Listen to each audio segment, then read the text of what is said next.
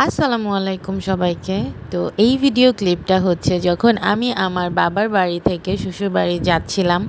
এই যে সকাল থেকে ঝুম বৃষ্টি হচ্ছিল, তারপরেও বৃষ্টি কিছুটা কমার পরে আমরা এই তো রওনা দিয়ে দিলাম। আমার আসলে আরও আগেই ফিরে যাবার কথা ছিল, কিন্তু এই বৃষ্টির কারণে আসলে যাওয়া হচ্ছিল না, যেতে পারতেছিলাম না। তো আজকে আসলে বৃষ্টির মধ্যেই রওনা দিতে হলো, কারণ আমার বাচ্চাদের স্কুল খুলে গেছে। তো আমাকে যেতেই হবে আমার গন্তব্যে। তো এই তো গাড়িতে বসে বসে এগুলোই ভাবতেছিলাম, তখনই হঠাৎ একটা আনএক্সপেক্টেড বিপদে পড়ে যাই। হঠাৎ করে আমাদের গাড়ির একটা চাকা পাংচার হয়ে যায়। তো আমরা সব জিনিসপত্র নিয়ে এভাবে রাস্তায় দাঁড়িয়ে ওয়েট করতেছিলাম। আমি বাবুদেরকে নিয়ে এরকম বিপদে এর আগে আর কখনো ফেস করি নাই। তারপরে যখন রাস্তায় দাঁড়িয়েছিলাম তখন আরও বেশি মনটা খারাপ লাগতেছিল। ভাবতেছিলাম বিয়ের পরে একটা মেয়ে কোথা থেকে কোথায় চলে যায়, যখন চাইলেও আর বাবার বাড়িতে থাকা যায় না। আরশির দিকে তাকিয়ে এটাই ভাবতেছিলাম, মেয়েদের জীবনটা কতটা অদ্ভুত।